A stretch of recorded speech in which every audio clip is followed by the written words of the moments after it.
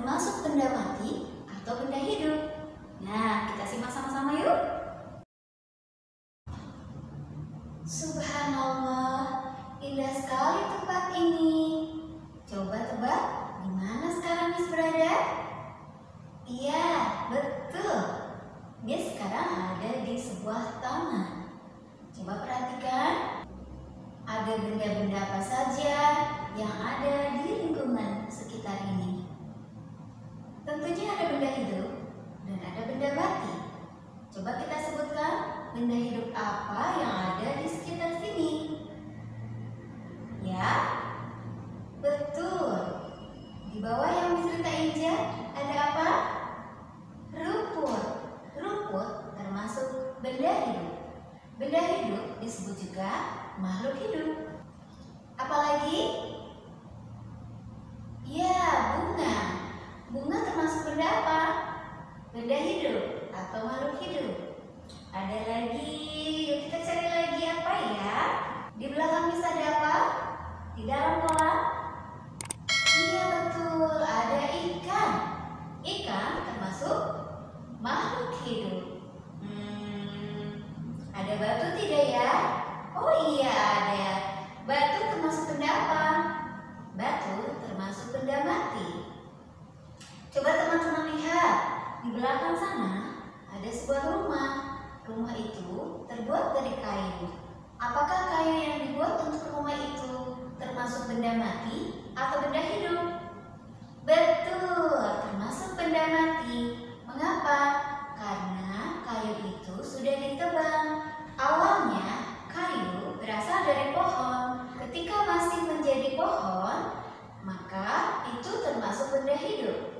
Tetapi ketika sudah ditebang dan dibuat sesuatu, dibuat menjadi rumah, menjadi meja, menjadi kursi, maka kayu itu termasuk benda mati.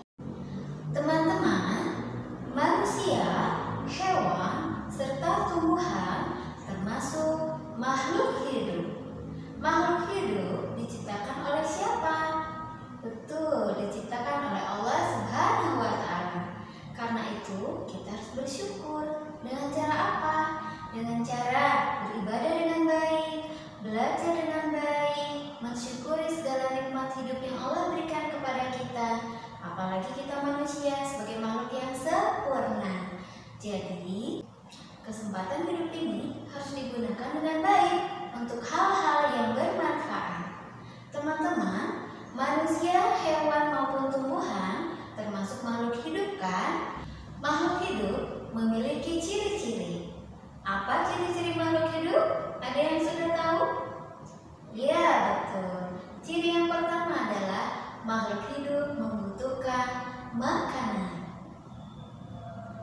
Ciri yang kedua, makhluk hidup dapat bergerak. Ciri yang ketiga, makhluk hidup berkembang biak atau melanjutkan keturunannya. Ciri yang keempat, makhluk hidup itu tumbuh. Dan ciri yang kelima, makhluk hidup bernafas.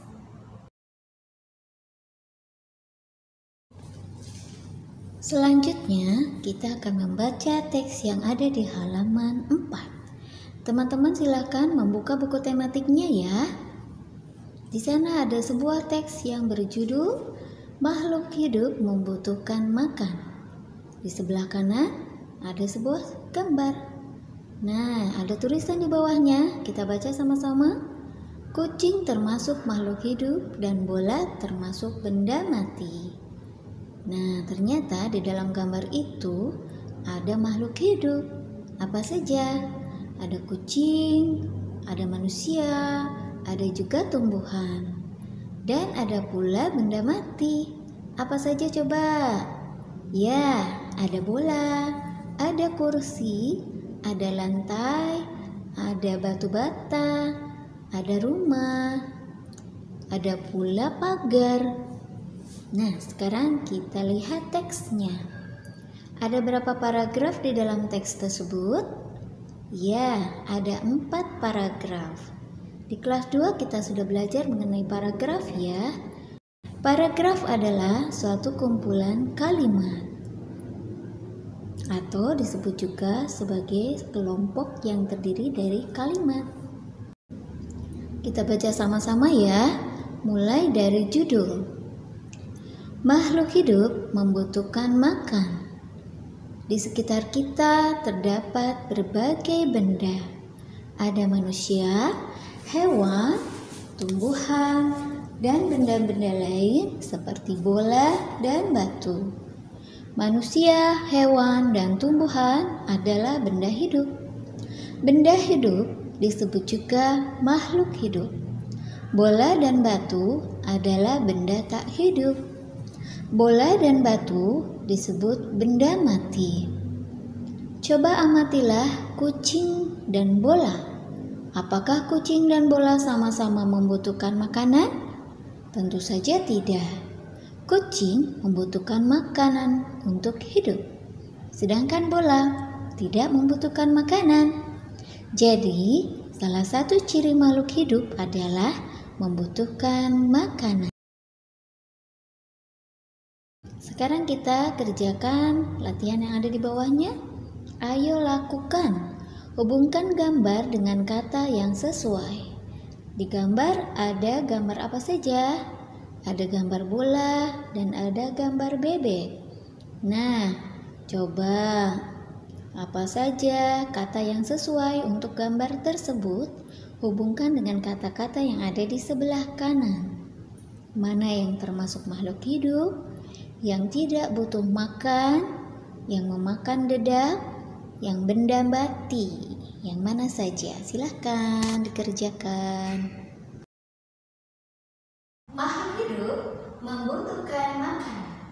Baik manusia, hewan, maupun tumbuhan, semuanya membutuhkan makanan untuk dapat bertahan hidup.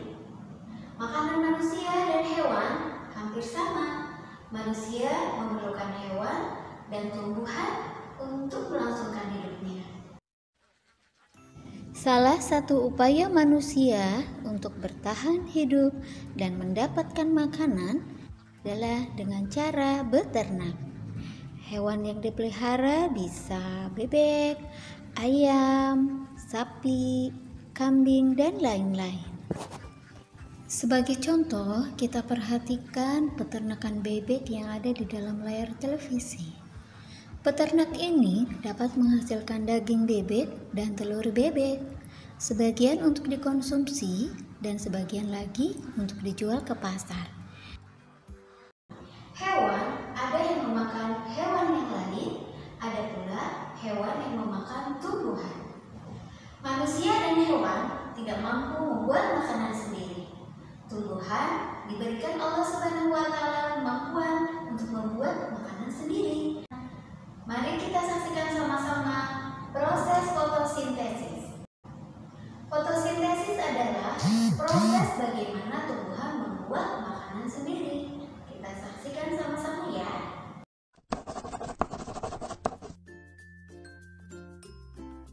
Secara sederhana, fotosintesis merupakan proses pembuatan makanan atau energi yang dilakukan oleh tumbuhan hijau dengan memanfaatkan bantuan cahaya matahari. Pada proses fotosintesis memerlukan cahaya matahari, air, klorofil atau zat hijau daun, dan karbon dioksida. Lalu, bagaimana proses fotosintesis itu berlangsung? Mula-mula, akar menyerap air yang diperlukan tanaman untuk proses fotosintesis. Air yang diserap oleh akar kemudian dialirkan menuju ke batang, lalu menuju ke daun.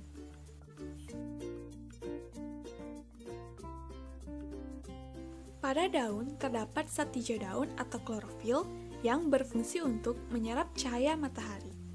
Sementara itu, udara yang mengandung karbon dioksida masuk ke dalam daun yang kemudian menyebar di antara sel-sel daun. Selanjutnya, pada daun akan terjadi beberapa proses kimia yang menghasilkan glukosa dan oksigen.